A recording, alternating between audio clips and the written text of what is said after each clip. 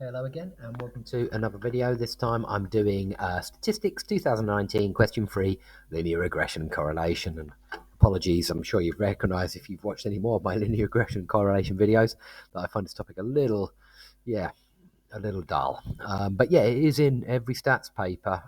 It really is. So it's definitely something which is going to come up. It seems to come up every time. Okay, so Barbara is investigating the relationship between GDP and carbon dioxide emissions. Yeah, so in my head, I'm immediately thinking, I'm guessing that it's going to be quite common for increased GDP to be leading to increased CO2 emissions. So maybe a positive correlation here, but that's not always the case because some countries which have very high GDP, maybe they've gone as green as they can and they're reducing their CO2 emissions. I don't know. Okay, random sample, 24 countries. So I'm thinking N is 24. And finds PMCC to be 0.446. Now, that is not what I would normally think of as strong correlation, because remember, this is an R value, and it's between -1, and it can be equal to, I think in my last video I just put strictly less than, but it can be equal to -1 or 1, but it would be very, very unlikely to be like that from a data set, because it would mean perfect linear correlation, i.e. it's a perfect straight line. Okay, so this doesn't look like a perfect straight line.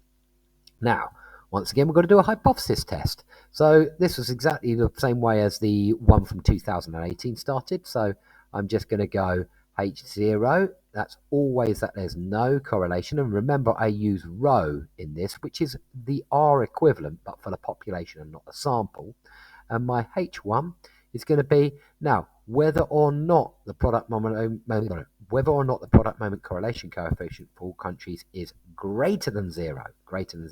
It's that greater than zero bit at the end, which tells me that this is a one-tailed test. I always prefer one-tailed to two-tailed because it makes it slightly easier. It means you don't have to halve the significance level. Okay, so I've got that down. I'm now using my table of values. Let's get them up here. This was from the last video. Let's just move it down. So you need these for any correlation hypothesis test. We know N is 24 because there was 24 countries, and we're looking at, so N is 24, and we're looking at 5%. So that's down this column. Let's zoom in a little bit for that. What have we got? You'll need this in the formula book. It's just after the Poisson distribution in the formula book. Okay, we go across. We can see it's 0.3438. So I wasn't expecting that because it didn't look like strong correlation, but 0.3438 is our critical value, yeah? And as you can see, our value for R from the sample was bigger than that, yeah? So this is less than 0.446. Now, if you manage to be more extreme than the critical value, by which I mean closer to 1 or -1, then you start accepting the alternative hypothesis. So we're going to accept H1, yeah, sufficient evidence to conclude that there is some positive correlation. And say what there's positive correlation between as well. Remember, they like you relating it back to the context between CO2 emissions. Well, let's just put between GDP and CO2 emissions. And CO2 emissions. Yeah, okay, so there we go. And that's a hypothesis test done. You get like 1 mark for that normally, 1 mark for comparison, 1 mark for the conclusion. I'll show you, we'll check once again, just like I did with the last one, and in the end we'll check with the answers, which I haven't looked up, but I've taken a picture of them, they're over here, and we'll compare them at the end. Okay, this one's interesting because at the end we have the old exponential log modeling bit, basically. That's what we've got here. Now, Barbara believes a non-linear model would be a better fit to the data. She codes the data using M is log X, C is log Y, and they're both base 10, and obtains this model here. The product moment correlation coefficient between C and M is found to be much larger than it was between X and Y. That's interesting. It shows that it's a better fit for points lying close to a straight line. In other words, when you turn the exponential equation into a logarithmic graph, then suddenly the points are lying even closer to a straight line. That's what that value is saying. So this, explain how this value supports Barbara's belief. Well, I'm going to say since 0.882 is greater than 0.446, the points lie closer to a straight line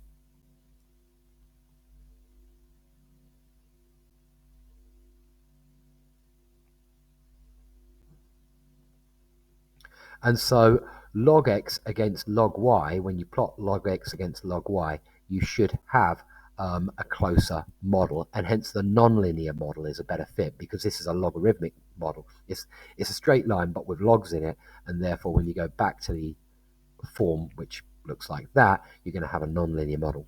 So what I'm going to say here, and we'll see in a second if it's enough to get the mark, just like before with the question before where I had an egg on my face when I didn't get a mark. Let's always have a go at it first and then see if your answer is close enough.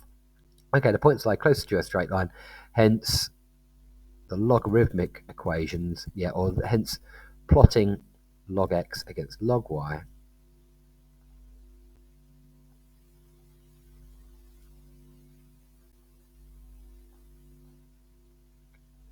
should produce a straight line.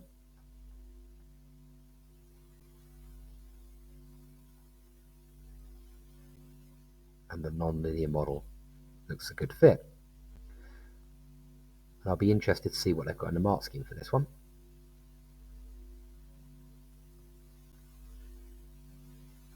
But that's what I'm saying. That's what the answer I'm going to give. They're always only in 1 mark, but you want to try and get it, don't you? Because 1 mark can make the difference. Okay, show that the relationship between y and x can be written like this, where a and n are constants to be found. So this is a very typical question, comes up all the time. Now, what have we got? We've got c, which is log y, equals minus 1.82 plus 0.89 times by m, which is log x, yeah? I'm not going to bother writing down the tens. I'm just going to remember that this is base 10, both these logs. Now I'm going to try and turn this into this. Now there's lots of ways of doing this. There really is. One thing you should never do when you've got logs is try and exponentiate or do 10 to the power of at this point. Always, it's much wiser to marry up your logs first. By doing this, this is the way I'm going to do this. It's not the only way to get the answer right in this question, but I'm going to go put the logs on the same side. And then I'm going to put this up as a power, because that's log laws. I can put that up as a power. So I get log y minus log x to the power of 0.89. Ooh, equals minus 1.82. Apologies for my handwriting. Let's try and zoom in and make it a bit clearer. That's supposed to be 0.89. Okay, now I can use the log law where I divide. So I get y over x to the 0.89 here equals minus 1.82. Now we come to that familiar question of how do you undo a logarithm? Well, log base e, you'd do e to the power of, wouldn't you? You'd exponentiate. And log base 10 is very similar. If you know that log base 10 of 1,000 is 3, yeah? That's because 10 cubed equals 1,000, yeah? And I like looking at these little steps because it reminds me of how I undo a logarithm. I do that to the power of that equals that, yeah? And so that's what I'm going to do here. 10 to the power of minus 1.82 equals y over x to the power of 0.89, yeah? And now I basically finished the question. It's going to be y equals 10 to the minus 1.82, and I can look that up on my calculator, times by x to the 0.89, yeah?